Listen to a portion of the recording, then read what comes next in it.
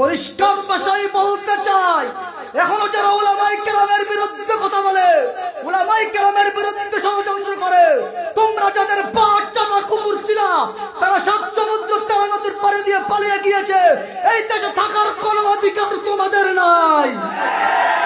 সম্মানিত উপস্থিতি, দেওবন্দ মাদ্রাসা অর্থাৎ আমাদের কওমি মাদ্রাসা, বর্তমান সারা পৃথিবীর বুকে লক্ষ লক্ষ কওমি মাদ্রাসা, যেটি জনগণের আর্থিক সহায়তায় এবং ছাত্রদের আর্থিক সহায়তায় পরিচালিত। কিন্তু ইতিহাস পর্যবেক্ষণ করলে আমরা জানতে পারি, ব্রিটিশ এই দেশে প্রবেশ করার পূর্বে উপমহাদেশের মধ্যে 12 লক্ষ কওমি মাদ্রাসা ছিল।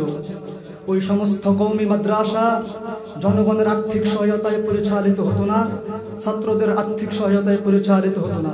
সম্পূর্ণ নিজস্ব অর্থের উপর ভিত্তি করে 12 লক্ষ কওমি মাদ্রাসা পরিচালিত হতো।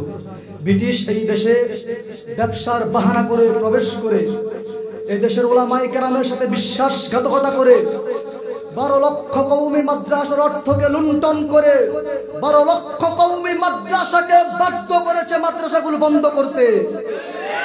সুতরাং উলামায়ে দেওবন্দের আন্দোলনের মাধ্যমে ব্রিটিশ এই উপমহাদেশ ছাড়তে বাধ্য হয়েছে।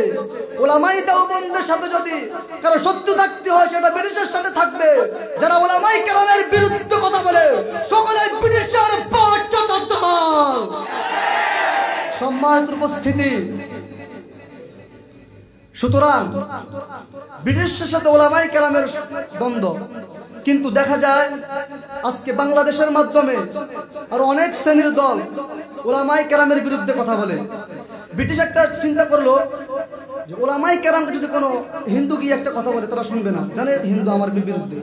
কোনো খ্রিস্টান বললে শুনবে না, কোনো বৌদ্ধ বললে শুনবে না। তাই তারা ষড়যন্ত্র করে চিন্তা করলো, মুসলমানদের ভিতর থেকে যদি কিছু দালাল তৈরি করা যায়, তাহলে এদের ভিতরে ফিতনা ছড়ানো যাবে। এর মধ্যে 1 নম্বর দালাল হলো কাফের গোলাম আহমদ কাদিয়ানী। পরিষ্কার ভাষায় বলতে চাই, এখনো যারা উলামায়ে কেরামের বিরুদ্ধে কথা বলে, উলামায়ে কেরামের বিরুদ্ধে ষড়যন্ত্র করে, তোমরা যাদের পাট চাটা কুকুর ছিল, তারা ৭ সমুদ্র ১৩ নদীর পাড়ি দিয়ে পালিয়ে গিয়েছে। এই দেশে থাকার কোনো অধিকার তোমাদের নাই। সম্মানিত উপস্থিতি, আপনারা দেখেছেন বিগত 16 বছর স্বৈরাচারের শাসন আমলে যেই পরিমাণ জুলুম করা হয়েছে বিরোধী দলগুলোর উপর, বিএনপির উপর, জামাত ইসলামের উপর, কোটা আন্দোলনে হত্যাকাণ্ড, মানুষের অধিকারকে লুণ্ঠন করে মানুষকে যেই পরিমাণ জুলুমের শিকার করা হয়েছে, সমস্ত জুলুম যদি এক পাল্লায় রাখা হয়, আমার উলামায়ে দেওবন্দের শাপলার বুকের 1 রাতের সমান হবে না। পরিষ্কার ভাষায় বলতে চাই, বর্তমান অন্তর্বর্তীকালীন সরকারের দায়িত্বে যারা আছে, শাপলার খুনে যারা জড়িত ছিল, কোটা আন্দোলনের খুনে যারা জড়িত ছিল, মৌদি আন্দোলনের খুনে যারা জড়িত ছিল, ভাস্কর্যের আন্দোলনের খুনে যারা জড়িত ছিল, পৃথিবীর চাই পান্দ্রে থাকুক না কেন, যত ধরনের পদক্ষেপ গ্রহণ করার দরকার, সকল পদক্ষেপ গ্রহণ করে তাদেরকে ফাঁসির কাস্তে ঝুলাতে হবে। আপনারা দেখেছেন উলামায়ে কেরামকে হাতে বেরি পরিয়ে, শিকল পরিয়ে, ক্রিমিনালদের পোশাক পরিয়ে, মাথায় ক্রিমিনালদের হেলমেট পরিয়ে দালাল মিডিয়াদের মাধ্যমে জনগণের সামনে এমনভাবে উপস্থাপন করা হয়েছে যেন এরা বড় সন্ত্রাস, বড় জঙ্গিবাদ। কিন্তু আজ যখন তাদেরকে আদালতে নেওয়া হয়, তাদের গায়ে আয়রন করা জামা।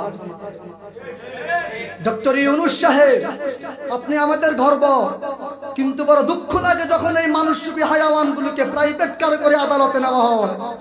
পরিষ্কার ভাষায় বলতে চাই, উলামায়ে কেরামকে যেই রকম ভাবে হাতে পায়ে শিকল পরিয়ে, ক্রিমিনালদের পোশাক পরিয়ে, মাথায় ক্রিমিনালদের হেলমেট পরিয়ে দালাল মিডিয়াদের মাধ্যমে সন্ত্রাস সাব্যস্ত করে আদালতে তোলা হয়েছে, ওই সমস্ত জালেমগুলিকে পিটিয়ে পিটিয়ে আদালতে তুলতে হবে। রাষ্ট্র হিসাবে কবুল করে আমিন। নাসরুম মিনাল্লাহি ওয়া ফাতহুন করিম ওয়া বাশশিরিল মুমিনিন।